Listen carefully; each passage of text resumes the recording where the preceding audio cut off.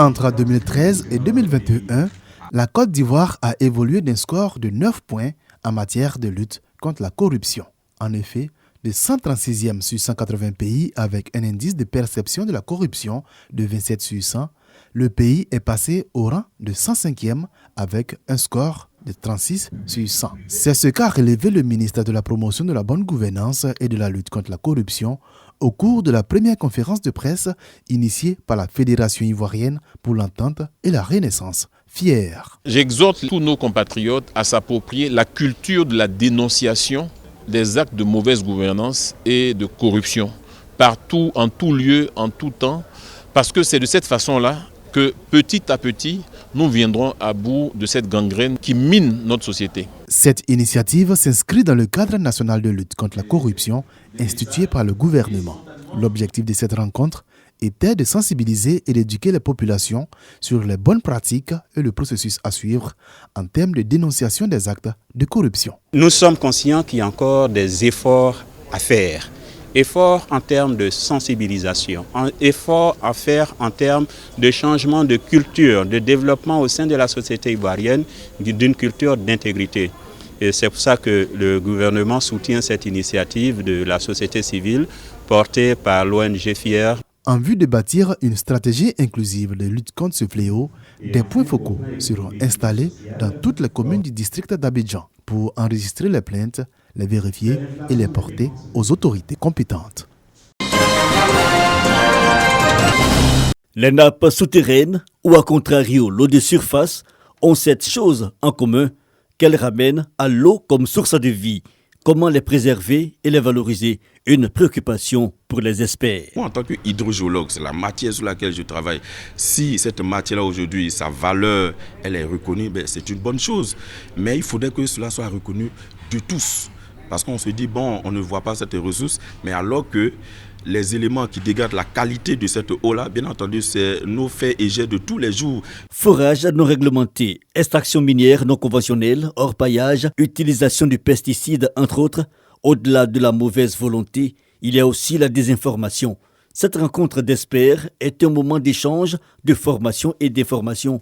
Les participants sont issus de communautés agricoles, des techniciens de l'eau, mais aussi des mines, et ils expriment leur satisfaction. La participation au séminaire à la Semaine nationale de l'eau permet à notre groupe minier de pouvoir actualiser sa politique environnementale et communautaire, mais également de pouvoir avoir les outils récents pour nous permettre de pouvoir mieux gérer la ressource en eau dans l'exécution de nos activités, mais également dans l'accompagnement des populations quant au projet d'adduction d'eau potable de celle-ci. Thème retenu, les eaux souterraines, une ressource invisible reconnue. Quel défi pour améliorer les connaissances et mieux les gérer? À la faveur de cette Semaine nationale de l'eau, la 7e, des propositions d'experts sont donc attendues par la tutelle. Dans 10 ans, si rien n'est fait, l'eau viendra à manquer dans notre pays.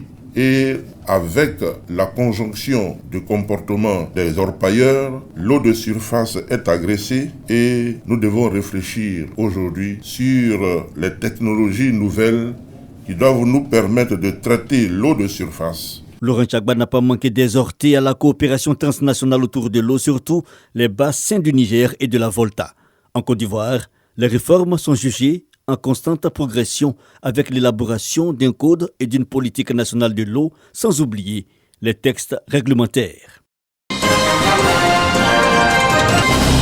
2000 écoliers et élèves de Niakara reçoivent des kits scolaires de Catherine Koné, députée de Niakara-Tortilla Harikoka. Dans son élan de solidarité, la donatrice a également offert 150 tables bancs, du matériel didactique aux établissements scolaires et plus de 100 complets de pagne aux femmes du département. Un don d'une valeur de 13 millions de francs CFA qui s'inscrit dans la politique de solidarité prônée par le président de la République Alassane Ouattara.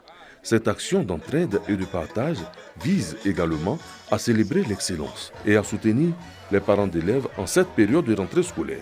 Ces kits scolaires contribueront non seulement à soulager les familles, mais également à faciliter les conditions d'accès à l'éducation, tout en permettant à nos enfants d'avoir les outils nécessaires de bien étudier durant toute l'année scolaire. Ce sont des apprenants joyeux et heureux et des parents qui ne pouvaient pas cacher leur bonheur. Je voudrais dire infiniment merci à l'honorable Catherine parce qu'en nous offrant ces kits scolaires, elle nous ouvre plusieurs portes dans la vie. Les autorités administratives ne sont pas en reste. Par ce geste symbolique, vous appréciez par vous-même l'excellence à l'école et la scolarisation de la jeune fille. Deux visions majeures dans le programme du gouvernement du président de la République que chacun de nous doit s'approprier en tout temps, en tout lieu et en toutes circonstances. Plusieurs attractions étaient au programme de cette cérémonie, à savoir des sketchs sur la paix, l'unité. Des artistes ont également montré leur savoir-faire.